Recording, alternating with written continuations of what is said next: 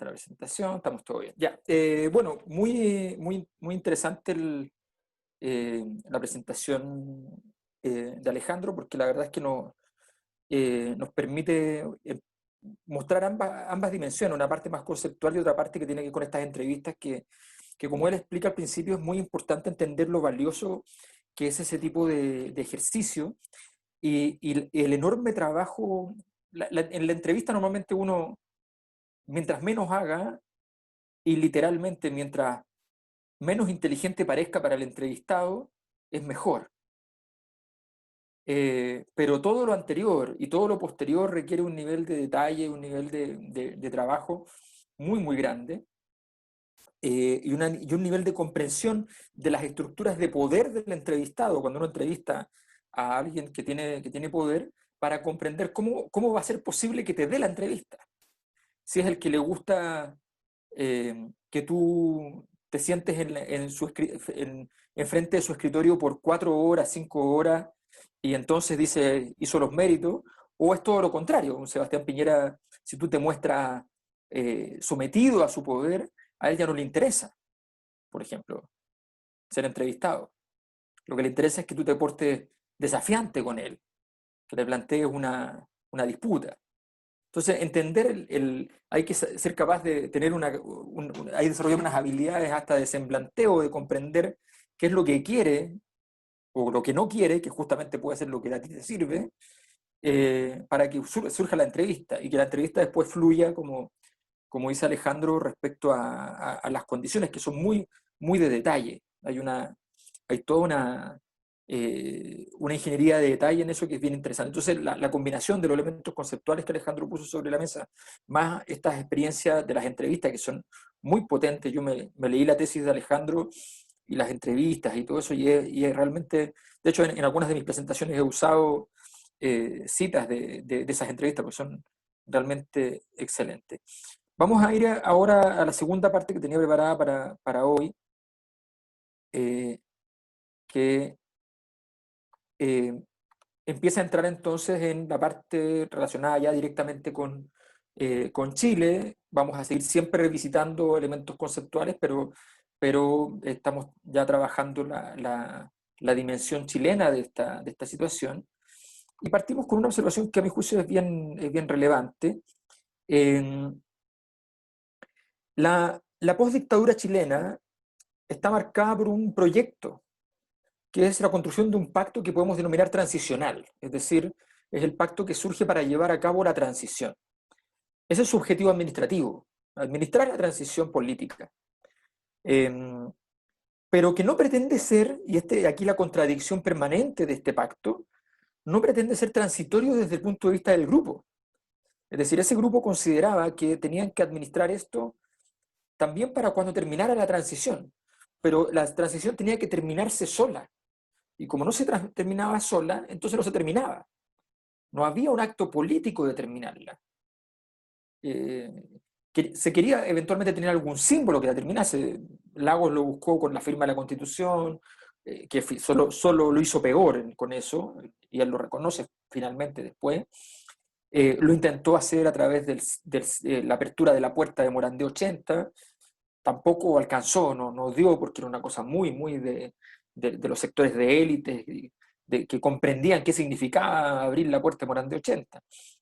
Eh, pero en general no había una voluntad real de terminar con la transición, porque se entendía que ese pacto que se había producido, que vamos a tratar de entenderlo ahora, estaba justamente articulado en torno a ese proyecto transicional. Entonces, era una transición que tenía que ser un puente entre dos eras, la dictadura plena y la democracia plena, y esa transición entre dos eras eh, resulta que tenía una élite transicional que no quería transitar, porque si transitaba y llegaba al otro lado, su propia vigencia como élite decaía.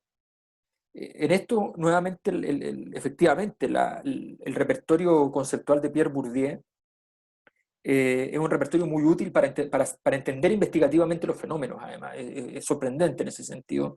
Es una teoría metodológica al mismo tiempo, muy sólida. Entonces, él dice, las disposiciones que nosotros tenemos disposiciones, no son solamente los valores, sino que es la forma en que esos valores están incorporados, es decir, están hecho carne en nuestro cuerpo y están transformados en conductas inmediatas, absolutamente casi inconscientes. Esa disposición siempre está asociada con nuestros intereses. Y por tanto, no es necesario que una élite o un grupo determinado cualquiera entienda conceptualmente la situación para que normalmente intente defender, aunque sea enfermizamente, su propio interés. Bueno, entonces, este nuevo pacto tuvo todo lo que se requiere. El pacto transicional tuvo recursos económicos, el capital, tuvo recursos políticos, es decir, los antiguos 3/3 de la política chilena, la izquierda y centroizquierda, el centro político, la centro derecha y la derecha, ¿ya? Se habían unido en este pacto.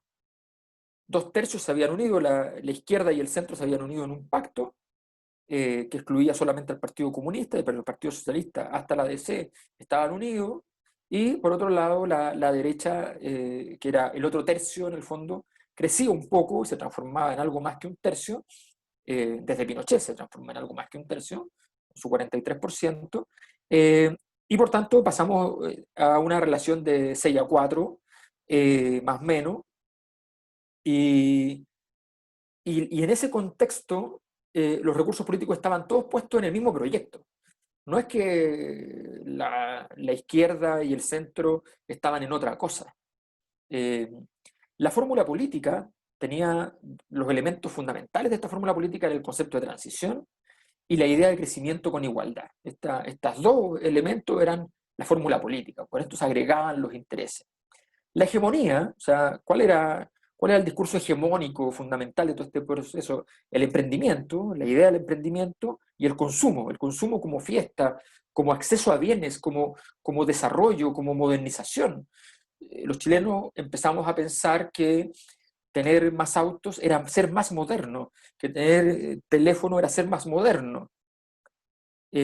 Había cobertura espiritual, bendiciones católicas, bendiciones evangélicas, todos los credos, la moneda se llena de credos adentro. Eh, ¿Cuál es el defecto que tiene este pacto? Uno muy claro, que algo dijo Alejandro recién cuando estaban conversando en el intermedio, es perfecto. Sí, ese es un defecto. Los pactos perfectos, los pactos elitarios perfectos, no tienen capacidad de modificación, se vuelven anquilosados. En una élite, la perfección de su orgánica significa la estructuración adecuada de todos los actores. Es decir, todos tienen, en términos relativos, una posesión satisfactoria desde el punto de vista de sus intereses. Esto le confiere una estabilidad sorprendente al comienzo y lo que se transforma después en una sensación de que esa élite sencillamente es inmóvil. Se convierte para la ciudadanía en una especie de élite monárquica. Nunca se mueve, no pasa nada. Y esa sensación de un elemento poco competitivo, donde las elecciones son una especie de remedio competitivo de algo que nunca termina por ocurrir, entonces, obviamente en la fiesta, o sea, la elección como fiesta termina, vamos a ver en los datos que es así, de hecho, la elección como fiesta renueva siempre el sistema político, pero a los 3 meses eso está devastado.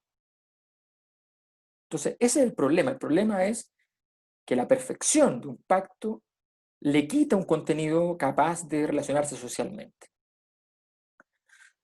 Este es un ejercicio que yo fui haciendo a partir de leer análisis de las épocas.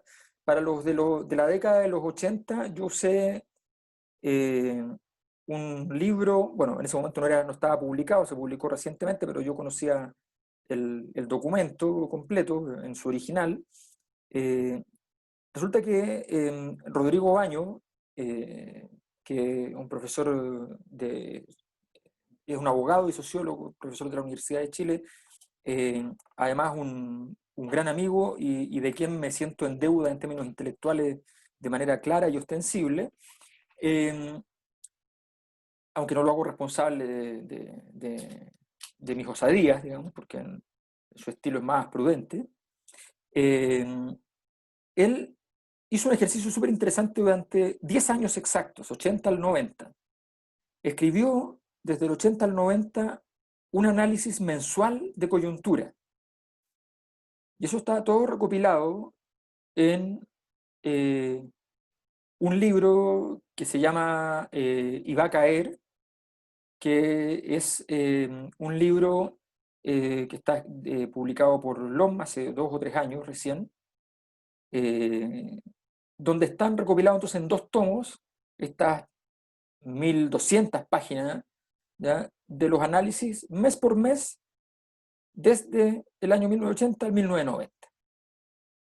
Entonces es un material fantástico. Estos eran documentos que se hacían en Flaxo, pero informalmente, no formalmente.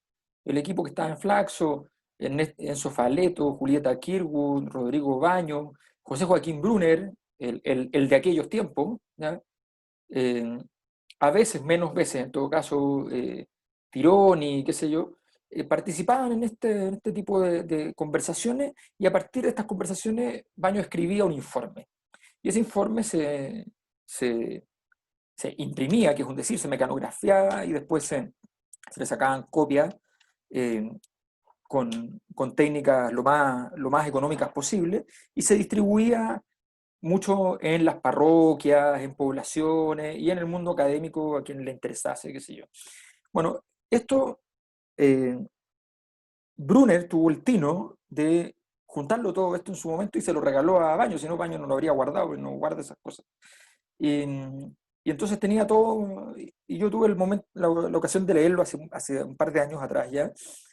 Y entonces a partir de eso yo fui tratando de organizar lo siguiente, que es como decir cuál es la pirámide de la época, dónde están las estructuras. Bueno, lo primero es que del 80 al 85, claramente hay un nuevo empresariado que es el que importa. No es lo más importante, no son los militares. Lo más importante es el nuevo empresariado. ¿Cómo se nota eso? Se nota en fenómenos como el hecho de que Jaime Guzmán, nada menos Jaime Guzmán, tenga que rendirse al empresariado para hacer la constitución, el hecho de que Pinochet haya criticado el sistema de AFP y el sistema de AFP se haya hecho a pesar de que a Pinochet no le parecía al principio. Esos son señales claras de que el nuevo empresariado llevaba las de ganar en toda esta situación. En segundo lugar, los estamentos militares, donde está la Junta, los altos mandos, los servicios de inteligencia, que eran una élite, evidentemente, en ese momento. Luego, el empresariado histórico, ¿ya?, más la oligarquía pre-73, los Edwards, por decir un nombre, ¿ya?, de baja acumulación de capital, pero con una fuerte injerencia en términos políticos. Una nueva élite política autoritaria no partidista, Jaime Guzmán y los que se le asemejaban. El nuevo empresariado fallido también estaba en este grupo, o sea, aquellos que les había ido mal en esta cruzada de convertirse en grandes grupos económicos, Cruzat fundamentalmente, de baja acumulación de capital porque no les fue bien, pero que fueron protegidos, y esto es muy interesante como pacto, fueron protegidos hasta hace nada.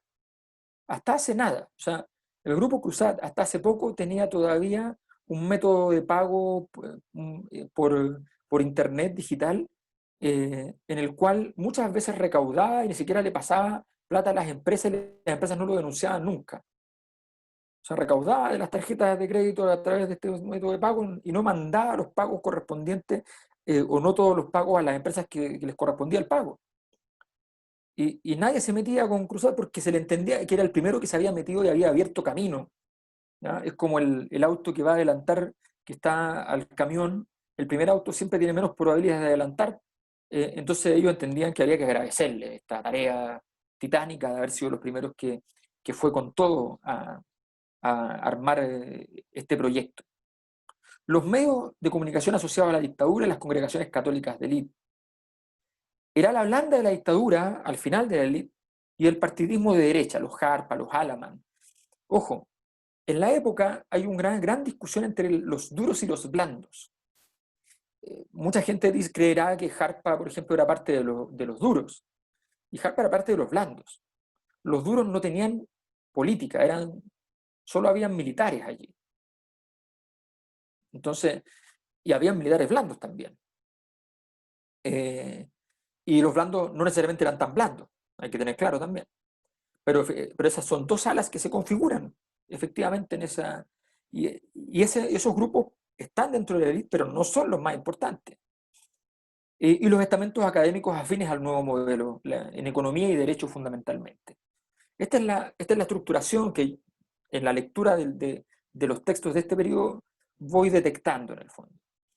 Eh, Después del 85 al 90, eh, un nuevo empresariado, nuevamente con alta acumulación de capital, que es el mismo, se mantiene, los estamentos militares, pero sube la nueva élite política autoritaria no partidista, o sea, el mundo de Guzmán y compañía, el surgimiento de la UDI como proyecto al principio interno que está vinculado a Renovación Nacional, pero es un movimiento autónomo dentro de Renovación Nacional, ¿ya? Empieza a crecer. Jaime Guzmán empieza a penetrar además fuera de la católica, empiezan a encontrar gente incluso en el mundo de la Universidad de Chile, empiezan a armar su cuento. Eh, Luego el ala blanda de la dictadura crece porque la tesis del ala blanda era la salida institucional. Ellos se empiezan a reunir con gente, incluso a veces en contra de los militares, se empiezan a reunir con gente de la oposición a la cual incluso les dan a veces permiso para entrar al país cuando no lo tienen, para poder tener reuniones en favor de una salida institucional, porque entienden que la crisis económica que arreció en Chile eh, era tan importante que había que hacerlo. Y como eso empieza a funcionar, entonces ellos empiezan a crecer dentro de este grupo. Los empresarios fallidos como Cruzat, como símbolo, se caen, pero siguen estando en la elite. Los estamentos académicos, los medios de comunicación, más las congregaciones, se mantienen relativamente en la misma posición, pero los estamentos académicos han subido un poco en este momento. Empieza a generarse este grupo tecnocrático, ¿ya? En el mundo Mideplan, en fin, que empiezan a tener mayor injerencia en el proceso político en ese sentido. Los disidentes de la época son muy importantes. Hay una élite disidente, son actores diversos, que van desde las ONGs, que son un refugio político de muchos actores del mundo político, las revistas son muy importantes en todo esto. Hay un académico que es bastante amigo de Alejandro, que es un español que ha investigado mucho las dos transiciones, la chilena y la española, que ha trabajado mucho este tema de las revistas en los medios de comunicación disidentes, en el fondo, en las dictaduras, y el caso en Chile es un caso fantástico, formidable. Aquí vemos el juego entre los medios de comunicación oficiales y la cantidad de revistas disidentes en dictadura. Estamos hablando de revistas que vendían semanalmente en un país pobrísimo 80.000, 100.000, 200.000 ejemplares. Estamos hablando de un nicho de revistas políticas que llegaba entre las de derecha, Ercilla, ¿Qué pasa?, hasta las de izquierda a 600.000, 700.000 ejemplares semanales. O sea, era de una densidad política enorme, con articulaciones como la bicicleta que iban llegando hasta la música, o sea, que era la música lo central, pero que jugaban con el tema político permanentemente. O sea, era todo un mercado, digamos, muy, muy, muy sólido, eh, con interacciones súper interesantes. El otro día, una anécdota que nos pasó con Fernando Paulsen, que un día, cuando estuvo invitado en uno de los seminarios, entonces yo hice un par de comentarios, qué sé yo, sobre Maquiavelo. Entonces me dice, eh, oye, me dice, ¿qué me recomiendas leer sobre Maquiavelo, qué sé yo, porque está súper interesante lo que dijiste, en general como hay una mirada mucho más reduccionista. Entonces le recomendé un par de cosas y le dije, en todo caso, hay unas cartas muy buenas que la edición en que yo las conozco son las ediciones de revista Ercilla, le dije. La recomendación viene de cerca, le dije, porque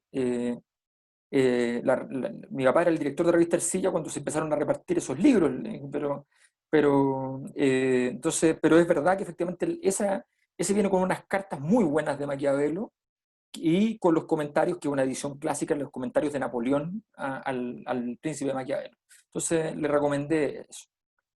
Y lo que me cuenta, me dice, la revista Ercilla era la super competencia de la revista Análisis, eran las dos más vendidas, una por derecha y la otra por izquierda. Análisis ganaba normalmente, pero con los libros Ercilla más o menos casi la empata. Y resulta que me cuente, me dice, y me manda una foto de su casa, hasta el día de hoy, con una anaquel, con todas las revistas de los libros de Ercilla. Entonces me dice, nosotros en el directorio de análisis nos comprometimos todos a comprar todas las revistas de Ercilla que llevaran libros. Los únicos que lo cumplimos, me dijo, fuimos yo y Juan Pablo Cárdenas, y tenemos todos los libros de... Entonces, eso es súper interesante porque habla de una época que estamos en plena dictadura, son tu enemigo jurado, hay un conflicto enorme, y sin embargo, estos gestos entre casi de caballerosidad, como esa revista hizo algo interesante, nosotros también, porque había todo un mundo en ese ámbito, ahí se juzgaba un elemento de élite súper importante, a tal punto que, recordemos, eh, Pinochet nunca se atrevió a censurar propiamente tal. eh, y de hecho se vendían en los kioscos, muchas de ellas. Pero lo que sí hizo, por ejemplo, fue censurar las fotos, por la gravedad que podían revestir las fotos. Pero Análisis hizo una cosa genial, y es que ponía el cuadrado de la foto con el título de la foto, con el título del fotógrafo, sin la foto. Entonces uno se imaginaba la foto, y siempre imaginarse la foto es peor que ver la foto. Entonces se cumplía igual el efecto. El mundo artístico, desde el mundo más clásico de la izquierda hasta Los Prisioneros, que no era muy clásico de la izquierda para nada. Fíjense que Los Prisioneros nunca cantaron contra Pinochet, cantaron contra el modelo, la Vicaría de la Solidaridad, las ollas comunes, todo eso articulaba la disidencia, en el fondo. Y se va configurando algo así como una élite disidente. Una élite disidente no tiene nada que ver con ocupar los cargos relevantes, pero sí es una articulación de un pacto que permite impugnar a los otros. Si uno se va al año 90, el nuevo empresariado se mantiene arriba. Luego está el siguiente poder, va a ser la concertación de partidos por la democracia, por plebiscito. La Iglesia Católica ha subido mucho aquí y está muy arriba después de la concertación, junto con los partidos defensores de lo que vamos a llamar en el nombre del Alaman de entonces, también a propósito de Brunner de entonces, los enclaves autoritarios, o sea, los partidos cuyo rol era defender estos enclaves autoritarios fundamentalmente durante este periodo de tiempo. UDI y un sector de Renovación Nacional. La Iglesia Católica es interesante porque tiene que ver con las autoridades de la Iglesia Católica y las congregaciones de élite. Eso es bien relevante y hay que tenerlo en claro respecto a lo que va a ser la historia anterior. O sea, la historia anterior no va a tener en ese sentido a este estamento de la Iglesia como un miembro del pacto elitario. La Iglesia va a entrar aquí de una manera muy relevante en la medida en que la Iglesia, el episcopado chileno, las autoridades y las congregaciones de élite ¿ya? Van a articular, después de la visita de Juan Pablo II, el proceso. La visita de Juan Pablo II es un momento elitario que podríamos de repente revisar uno de estos días, porque es un momento elitario fundamental. O sea, Juan Pablo II es una cosa tan genial que es capaz de legitimar al mismo tiempo a la oposición y al gobierno. Es una cosa sorprendente. Los medios de comunicación asociados al nuevo modelo, los estamentos militares, con derechos de representación política incluso, el empresariado histórico más la oligarquía va cayendo, y los estamentos académicos están allí, pero van configurando un nuevo discurso que es el discurso tecnocrático. Y después del 98, el 98 es una fecha clave, y la razón es muy simple: la detención de Pinochet en Londres, y el surgimiento al mismo tiempo, puede ser causal incluso, pero solo sé que al mismo tiempo, eh, de un nuevo espacio público que va a destruir la discusión política pública desde el punto de vista masivo y va a ser reemplazada por la farándula. El 98 surge la farándula en el escenario más político y despolitizado que podemos imaginar, que es la pelea en una discoteca entre dos modelos respecto a un futbolista. ¿Ya? Surge así, digamos, nace allí el momento de creación, el génesis de un momento en el cual los medios de comunicación empiezan a circular literalmente en torno a la producción de nuevos rostros, cuya única vinculación con lo masivo es que son presentados a partir de un rostro ya conocido. O sea, el, el futbolista o la actriz de televisión o lo que sea más famoso presenta a través de amistad o una relación de pareja, qué sé yo, a otra persona, esa otra persona pasa a ser conocida, esa otra persona presenta a un tercero, y así se va produciendo la situación. Bueno, el 98, de ahí para adelante, los cambios fundamentales van a estar en el aumento sistemático del peso de los estamentos académicos y la capacidad creciente de la UDI y Renovación Nacional de subir fuertemente y de estar a la misma altura que la Concertación. La Concertación deja de ser la principal administradora política del momento, y los partidos defensores de los enclaves autoritarios, la UDI y RN, después de la detención de Pinochet en Londres, quedan mejor porque la Concertación retrocedió. Entonces, en el fondo se produce ahí un momento clave, y eso permite que la DIN casi gane la elección, permite un conjunto de otros procesos, y los estamentos militares van bajando, van bajando. Luego, o sea, en el 98 podemos encontrar ya una élite disidente más estructurada. El año del 98 al 2010 podemos describir una élite disidente que está basada en los estudiantes universitarios y secundarios que se empiezan a articular en contra del sistema político. O sea, hasta el año 98 más o menos, yo diría que incluso casi exactamente en términos de fecha, el mundo estudiantil todavía era un mundo donde existían las candidaturas a presidencias de la FECH o de la FEUC, de la Democracia Cristiana, del Partido Socialista, de estos, de los otros, en fin, partidos. Del 98 en adelante empiezan a surgir un conjunto de nuevos movimientos que no tienen nada que ver y están en contra de las estructuras partidarias. Entonces surge una élite disidente bien, bien distinta que no hace las primeras armas en el mundo estudiantil para después irse a su partido y entrar como en la carrera funcionaria y militante dentro del partido, sino que efectivamente están por otro camino. Eh, hay importantes eventos estudiantiles dentro del mundo académico, pero que eso van a articular. Por ejemplo, el 98 hay un gran movimiento dentro de la Universidad de Chile que va a terminar con el surgimiento, mucho tiempo después, casi una década después, pero va a terminar con el surgimiento del Senado Universitario, que es una estructura política que se va a terminar imponiendo sin duda en el futuro. Estamos hablando que desde que nació el Senado en la Chile han pasado más de 10 años, y recién muchas universidades van a empezar a instituirlo. Pero en el fondo, ahí está el germen. Movimientos sindicales, surgen los autoflagelantes concertacionistas que no existían, los que dicen no lo estamos haciendo bien. Aparece el primer texto desde Carlos Gominami, después un joven y todavía bien desconocido Alfredo Joañán junto a Carlos Gominami, empiezan a surgir otros más, ¿ya? Eso se va a transformar después en los díscolos con Marco Enrique, Gominami, pero hay todo un sector que empieza a configurar esta idea de los autoflagelantes, que es un término muy mal usado, porque en realidad basta con flagelante, esa es la verdad, no se requiere autoflagelante. Y los medios de comunicación críticos al neoliberalismo que empiezan a tratar de reconstruirse luego de que durante la primera etapa transicional entre el 90 y el 98 fueron exterminados, literalmente, eh, y empiezan a aparecer estamentos académicos contrarios al nuevo modelo, eh, los movimientos políticos insurreccionales y la Iglesia Popular, que cada tanto logra volver a tener a jugar un rol en términos ya en contradicción con la iglesia oficial, digamos, el episcopado. Ojo, la Iglesia Popular durante los 80 participa en un pacto muy interesante, eh, que evidentemente va a ser el cardenal Silva Enríquez la clave de eso.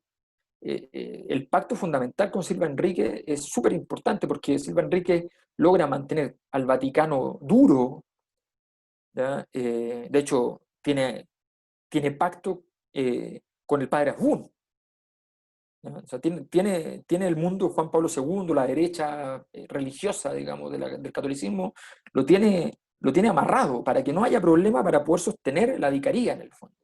Juega, juega el juego con un talento inusitado. Bueno, esto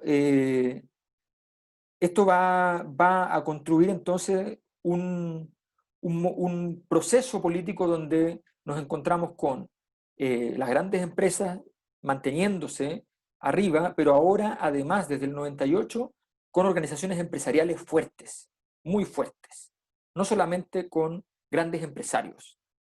La concertación y la derecha unidas, ¿ya? Citando a Nicanor, la Iglesia Católica, con las congregaciones de élite, por supuesto, los estamentos académicos afines al nuevo modelo, la tecnocracia, muy arriba, los medios de comunicación asociados al nuevo modelo, todavía manteniéndose fuertes, manteniendo su cuota de poder, y el empresariado histórico, como la Sociedad Nacional de Agricultura, más la oligarquía pre-73, o los Edwards, qué sé yo, de baja acumulación de capital, allí también cerrando el pacto. Este proceso va a tener entonces sus altos y bajos muy, muy ostensibles. Estos altos y bajos se aclaran. Yo tengo un mecanismo que me gusta harto, que es olvidarme de las diferencias entre los sectores políticos y considerar el peso, la capacidad de cobertura de todo el sistema político como un todo. Entonces, por ejemplo, yo trabajo harto con este indicador, que es la aprobación de ambas coaliciones, si ahora hay de las tres coaliciones, en conjunto. La suma de ambos. Porque la suma de ambos me permite una cosa muy sencilla. Si yo, entre la suma de la concertación y la derecha, tengo más del 80% de aprobación, significa que la solución a los problemas políticos, más allá de si votan o no incluso, la solución pasa por el sistema político. Pero si yo tengo un 40%, como acá, o un 30%, como acá, en la suma de las dos, tengo un 70% que no es sistema político.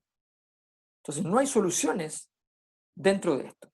Este indicador es tan bueno que, por ejemplo, correlaciona muy bien con muchas otras variables, hasta con el precio de las acciones de Sokimich, por ejemplo. O sea, las acciones de Sokimich están más altas cuando este indicador está más alto, y está más bajo cuando este indicador está más bajo.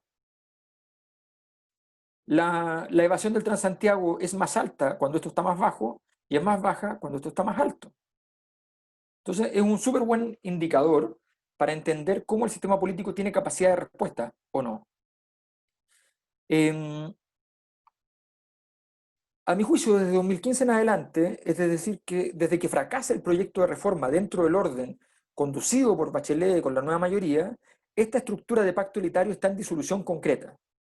En 2016, a propósito de esto, escribí entonces sobre la muerte de la élite. El sistema político está devastado. Si ustedes se fijan, la desaprobación entre 2014 y 2015 de la coalición, de las dos coaliciones, ¿ya? En este caso la alianza, la derecha, salta de 57 a 74%, y la aprobación baja de 17 a 10%. Y la nueva mayoría pasa de 47 de desaprobación a 71% entre 2014 y 2015, en un año. Es una locura. Y la aprobación baja de 29 a 16. Entonces, se quedan sin nada. Entre las dos, hacen 26 puntos en 2015. Es una locura. Eso no sirve de nada. Entonces, esa problemática es la que estamos viviendo. Ahora, no les puedo mostrar esto de un modo suficientemente claro, ni puedo hacer un juicio suficientemente fundado, porque hay curiosidades que tienen que ver hay datos que tienen que ver con lo mismo que les estoy diciendo de una manera distinta. Para la crisis política de la derecha, el año 2013, se suspendió la encuesta DIMARC y se suspendió la entrega de resultados de la encuesta CEP. Y cuando se entregaron, no se publicaron los datos relacionados a las crisis de la derecha por razones fundadas, es decir, explicaron en la encuesta CEP, por ejemplo, por qué no los habían entregado. Los tenían medido y confesaron que no. Hay preguntas que se dejaron de hacer desde este periodo de tiempo. Estos son años del 2013, 2014, 2015, se dejó de medir la aprobación de las empresas, del empresariado. Se dejó de medir a las coaliciones. Desde el 2017 no se mide a las coaliciones. Se cerraron encuestas completas. Se cambiaron preguntas en la encuesta CEP. Se hace muy difícil trabajar en estas condiciones, porque además, y aquí hay un problema también de las universidades, o sea, No, yo he insistido mucho cuando trabajaba en la Chile, ahora en la USACH, he logrado a veces, pero no es algo sistemático. No puede ser, o que el Consejo de Rectores o que las universidades estatales, ¿cómo va a ser posible que no se pueda financiar dos, tres grandes estudios anuales independientes de los poderes? Estamos hablando que la encuesta CEP, ¿quién aplica la encuesta CEP en terreno? CADEM. ¿De quién depende la encuesta CEP y CADEM? Depende de la derecha. La encuesta de IMARC también. Viven además, la encuesta de IMARC vivía de los empresarios, no podía, hay cosas que no se podían hacer. O sea, en fin, los datos son súper claros en ese sentido. Por ejemplo, aquí les pongo un ejemplo reciente, ¿no? Este es de mediciones de enero y abril de 2019 de CADEM, que es la última evaluación, entre comillas, de coaliciones, ¿no? Entonces ellos ponen a Chile Vamos, la una mayoría, más la democracia cristiana, más el Frente Amplio, los independientes, en fin. Este resultado, de acuerdo a la pregunta que está aquí, ¿con cuál de las siguientes coaliciones políticas o movimientos políticos se siente usted más identificado? Este resultado tiene sí o sí un error de aplicación o algo muy raro. O sea, yo se los digo simplemente porque yo hago encuestas. Entonces, cuando uno pone la palabra identificación, los resultados son paupérrimos. Nunca se marca cada grupo más de 5 puntos. Nadie quiere sentirse identificado porque la gente, son estos nombres de las coaliciones salen a la calle, entre comillas, haciendo la metáfora, y la gente les dice ladrones. Entonces, nadie quiere sentirse identificado con estos grupos. Uno siempre dice, usted ha votado por alguno de estos, la última vez votó por algunos candidatos de estas coaliciones, y después preguntas por la aprobación de la coalición y siempre salen rechazados, muy alto. No está esa pregunta, y aparecen supuestamente identificaciones altísimas. Con Chile Vamos, 30, 28%, eso, por favor. O sea, de verdad, ¿no? La nueva mayoría 10, 12, más el Frente Amplio 16, la democracia cristiana 13, no tiene mucho sentido. La encuesta académica es una catástrofe. Yo me he reunido con el director de la encuesta de IMARC. Me ofreció, lo digo claramente, me ofreció, como yo desconfiaba profundamente de todo lo que hacía, me dijo, mira, yo lo que te ofrezco es que tú me mandes preguntas, yo las meto y tú las compares con tus propias encuestas, para ver cómo sale. Yo le dije, ok, le mandaba 3 preguntas aquí, 3 preguntas allá, nunca las puso. Así que, ¿qué quieren que les diga? No, tengo la peor opinión de aquello. Entonces, ahora, en 2017 el surgimiento del Frente Amplio permitió un crecimiento importante de la capacidad sistémica de canalizar por parte del sistema político los problemas de la sociedad. O sea, en septiembre de 2017, la suma de las 3 coaliciones, que es una de las pocas preguntas que pude encontrar en medio de todo esto, y es la última de hecho que encontré como suma de coaliciones, daba un 88% de aprobación en la suma. Ahora, es bien normal que cerca de las elecciones la suma llegue a esa cifra. En un año electoral normalmente llega a eso, vamos para atrás y miramos años electorales, vemos aquí llegando a sobre el 80%, vemos aquí, año electoral, 2009 a 2010, nos encontramos con más del 80% en la suma de las dos coaliciones. La fiesta de la democracia, de los votos, produce este efecto fetiche en el fondo. Estas son las evaluaciones de las instituciones. Entonces hagamos un ejercicio. El ejercicio es el siguiente. Aquí tenemos de 2015, 2016, 2017, 2019. Tenemos muchas instituciones. Entonces hice un ejercicio bien tonto, ¿ya? Pero a mí me encantan estos ejercicios porque son súper representativos. Dije, miren el resultado absurdo que inventé. Voy a sumar todas las del 2015, todas las del 2016, todas las del 2017, y todas menos una del 2019, que son redes sociales, porque antes no se medía, entonces para no sumarla. Y voy a usar el puntaje tal como sale, o sea, como si ese fuera el puntaje total de algo, un indicador de algo. Me interesa mostrarles la diferencia entre lo que sumaban todas las instituciones evaluadas el 2015 y el 2019, en 4 años. Y esto es lo que ocurría en 2009. Por tanto, agregué este ejercicio para los 2009.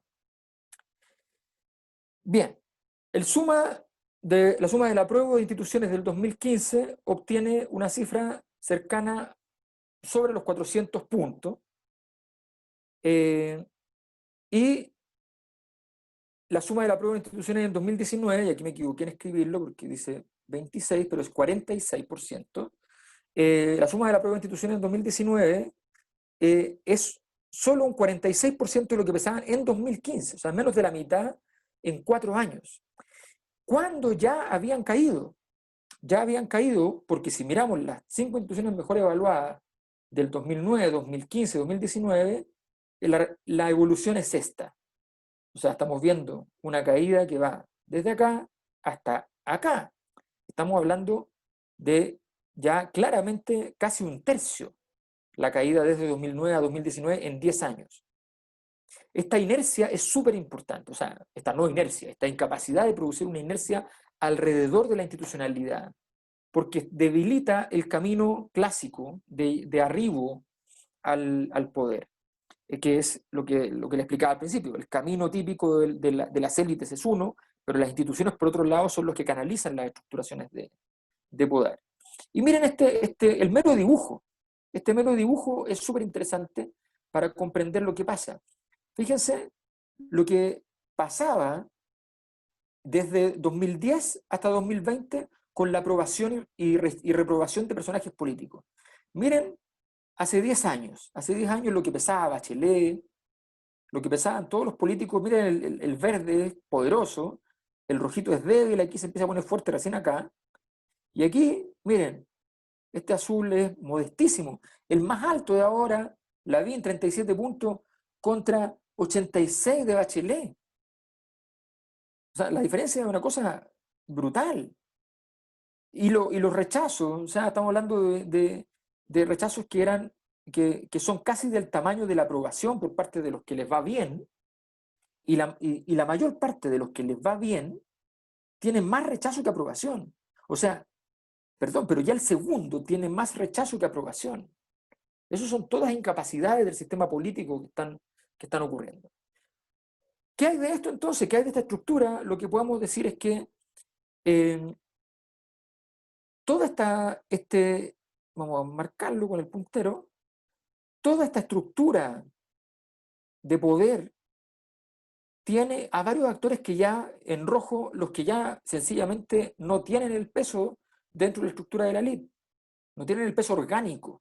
Pueden haber actores individuales de esos grupos que tengan un peso, pero ya no tienen capacidad orgánica de acción. Luego, los medios de comunicación asociados al nuevo modelo están debilitados fuertemente. El estamento académico afín al nuevo modelo está debilitado fuertemente. Los partidos de la derecha también están debilitados, pero menos debilitados que los partidos de la concertación o sus históricos. Y lo que está todavía funcionando son las grandes empresas y organizaciones empresariales, pero también en debilidad. Toda esta estructura está en vaciamiento, en corrimiento al rojo por completo en ese sentido.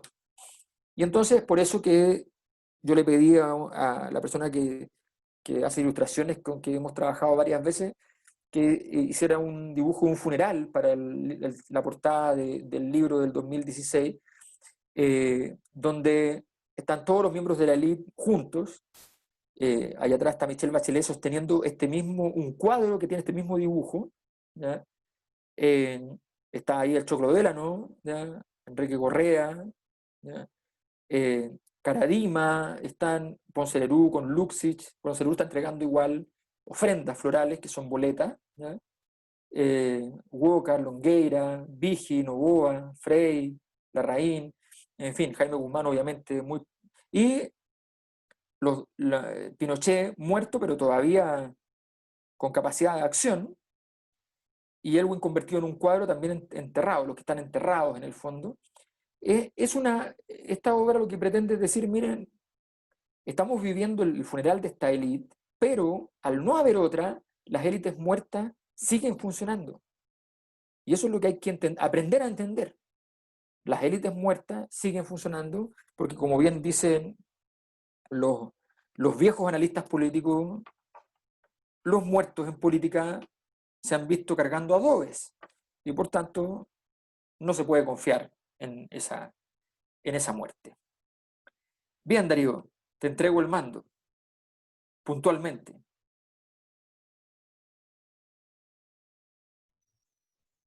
Te pasaste, weón. Excelente, weón. Bravo, Muchas gracias. bravísimo, bravísimo. Muchas gracias. Bien, bueno. Buenos datos, Excelente, Alberto. weón. Te pasaste. Buenísimo. Bravo. Buenos datos. Muchas gracias. Está clarito. Tira el micrófono, Alberto. Darío, estás sin audio. Bravo, bravo. Bien, Alejandro. Perdón, me moví Prende, solo. Alejandro, Ahí prende. está. Oye,